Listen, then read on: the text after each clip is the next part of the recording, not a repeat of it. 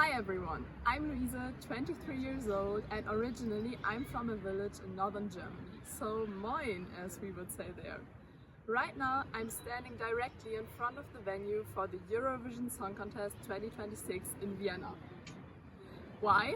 Well, because I'm studying journalism in Vienna at the University of Applied Science for Management and Communication, and I wrote my bachelor thesis about the Eurovision Song Contest, or more exactly about the Austrian media coverage of the Eurovision Song Contest 2025, so last year's event. For that I analyzed three big online media outlets in Austria: ORF, Kronen Zeitung and Der Standard.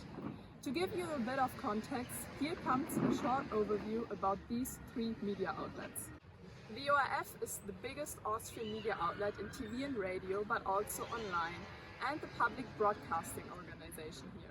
A yearly study shows that most of the participants use orf.at as their main online source of news in Austria. Also, the ORF is part of the EBU, the organization behind the Eurovision Song Contest. So the ORF decides who gets to go to the show and broadcasts it.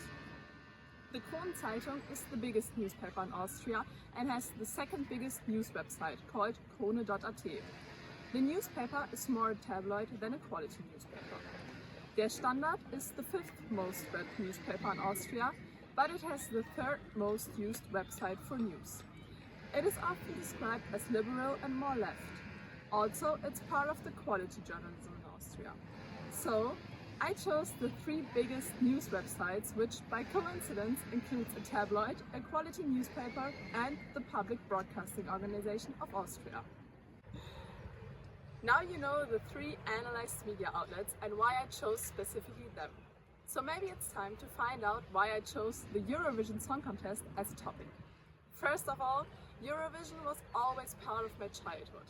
I can't remember a time where I didn't watch the show. When I was little, my parents allowed me to watch the German performance, and then that's how I saw Lena's performance in 2010, which led to the last win for Germany. Later, the Song Contest finale was the only time I was allowed to stay up past midnight, and I think the first show I remember watching whole was in 2015 when Marcel Malheuf won with the song Heroes. To this day, I have to say, one of my favorite Eurovision songs, not just because it's really danceable, but also because I really love the performance. Coincidentally, the 2015 Eurovision Song Contest took place right here in Vienna for the second time, and now, while it's coming to Vienna again, I'm writing my bachelor thesis about it.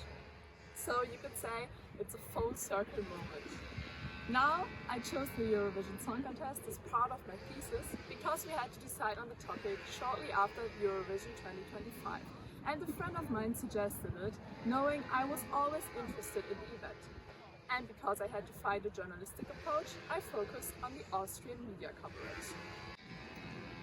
So now back to my analysis of Austrian media coverage 2025.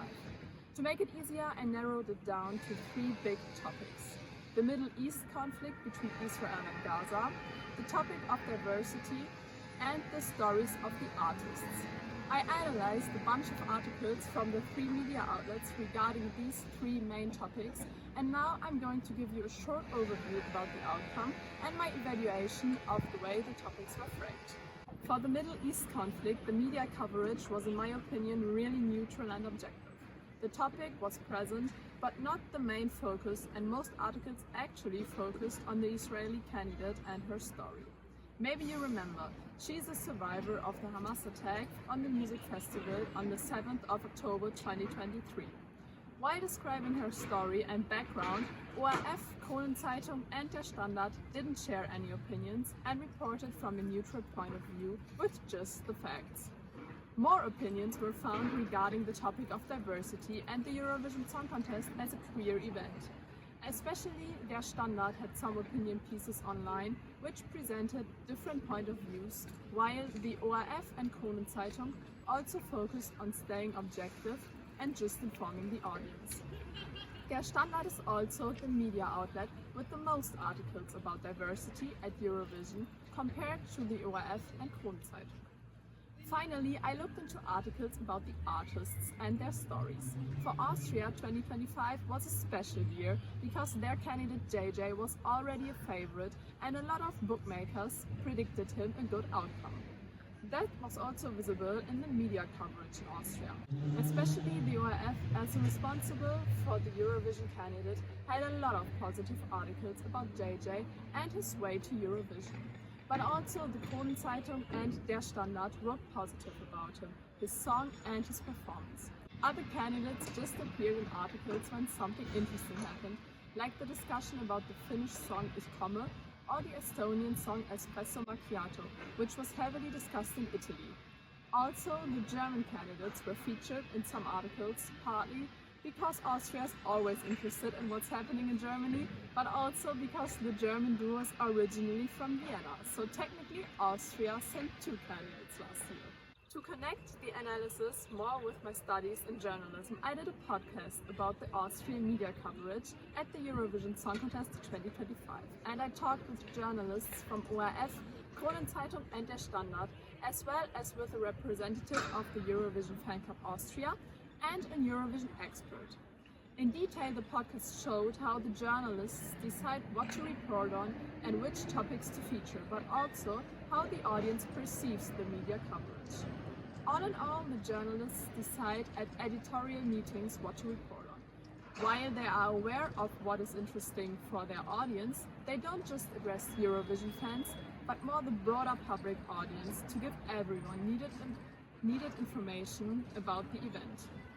The audience, in person the Eurovision fan and the Eurovision expert, viewed the media coverage overall really positive with minor room for improvement regarding the fact that politics is a big part of the news coverage in context of Eurovision. So, now you know something about the Austrian media coverage of the Eurovision Song Contest 2025. And maybe you'll have a closer look to the media coverage of this year's Eurovision here in Vienna. I'm really excited for that, and maybe I'm gonna see you here at the event. Bye bye!